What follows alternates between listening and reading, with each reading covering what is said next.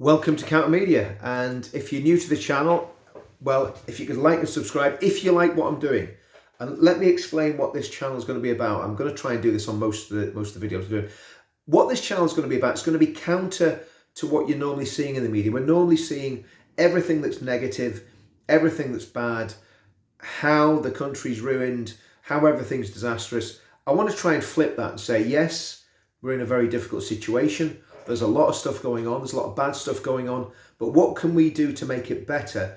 And what can we bring to bear from our culture, from our religion, from our nationality? What can we do to actually make the UK a better place? And I think that's the direction that I'm going in. And I've said this before so many times now: faith, family, flag, in that order. This doesn't mean that you have your perfect faith, all ducks in a row, everything's completely as it should be. It doesn't mean that your family's totally in order and everything's rosy in the garden. And it doesn't mean that your patriotism is without flaw and without any blemish. What we're trying to do is build community. There's no point in trying to build communities if they're already built. But that's what this channel is going to be about. It's going to be about helping people to build community in the local area, build personal faith, and do whatever you can to build your family. And again, none of this is easy, and none of us succeed at it. We all fail on every single point, on every single count.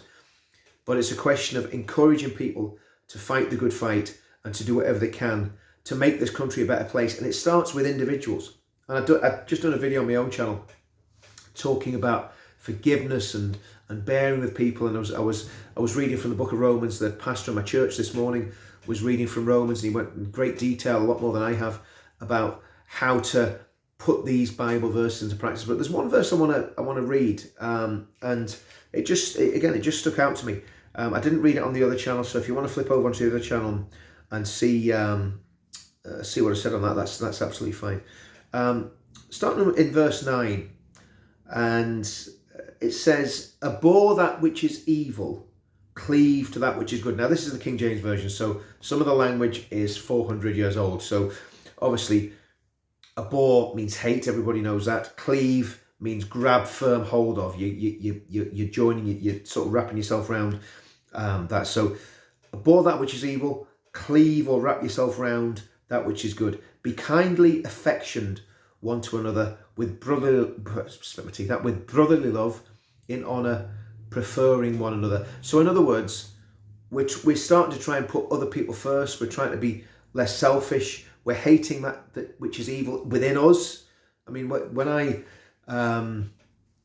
look at myself in the mirror, sometimes I look at myself and say, that's a monster. Not because I'm an unattractive person, but because I know how terribly twisted my heart can be, and how filled with bitterness and anger and all sorts of horrible thoughts and feelings. And I think that's where we've got to start. And that's why a relationship with God's so important.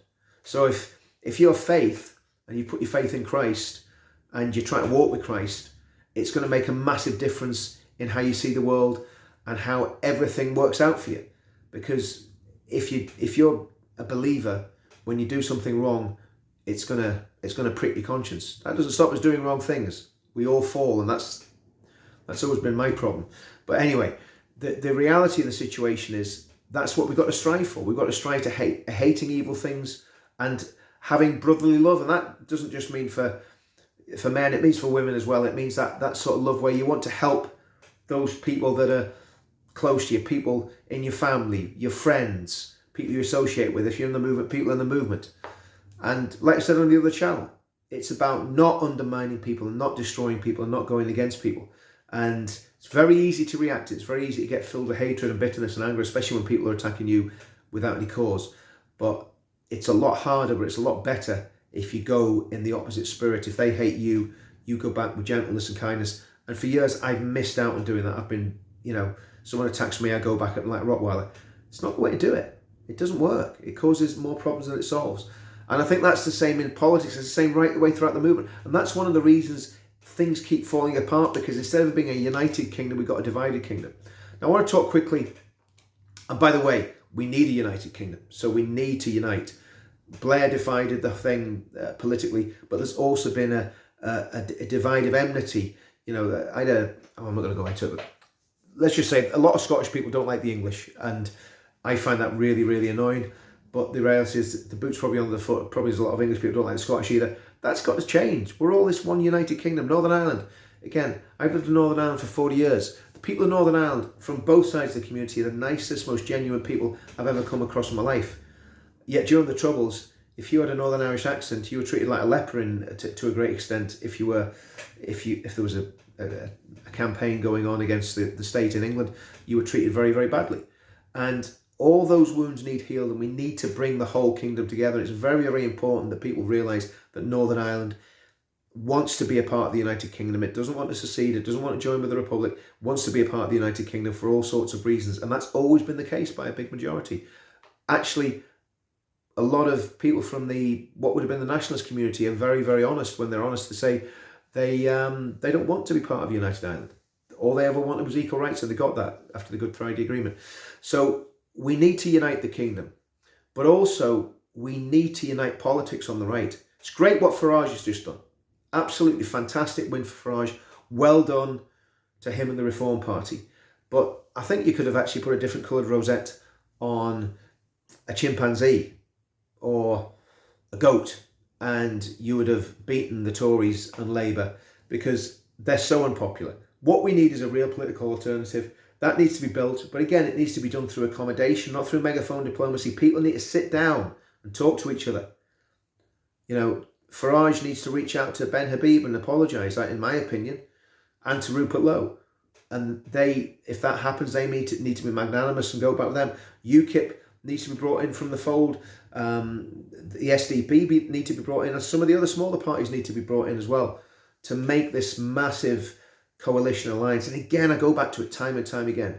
If every single politician has signed the pledge and every single constituent has signed the pledge, then there's an ideology for us to build our political future on. Because to me, when I look at reform, it's 1,000 miles wide and about 1 inch deep, and it needs to be about 1,000 miles deep as well as 1,000 miles wide. It's 1,000 miles wide. It needs deep policy, and they just, as Ben has pointed out on numerous occasions, they don't seem to have the personnel. They've got some very good people, but they don't seem to have that critical mass of very, very good and very, very smart people who are going to make a difference.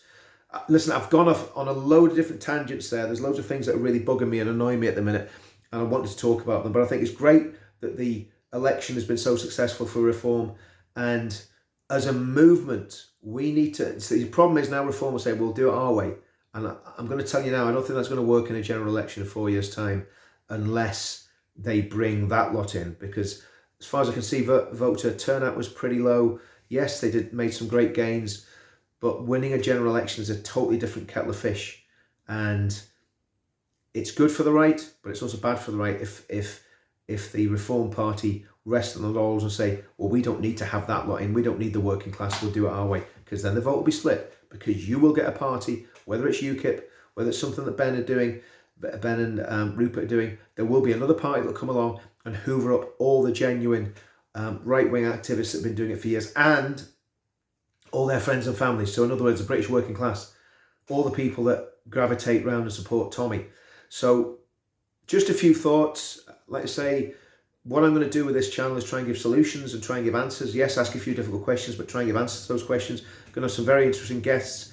I'm going to have the man who, what should we say? The man who spit my teeth out again. The man who converted large language models to Christianity is going to be on my channel next week. Very interesting guy, very intelligent guy, and that'll be one to look out for. I haven't set the exact day. I'm thinking Tuesday or Wednesday, and I'll have him on for about an hour, and we'll have a good chat about what he's been doing. And that's Richard. He runs about with Jeff Taylor. So if you watch Jeff Taylor, you'll know who Richard is. So there'll be 2 Richards on the channel. I'll not say what would have been said if I was having a discussion with Paul Thorpe, but there'll be 2 Richards on the channel sometime during this week. And again, let's stay positive. Let's not get involved in all the gossip, the tittle tattle, the nastiness. Let's stay positive and focused on how to unite the kingdom, make this country great, and win this country back. And we can do it.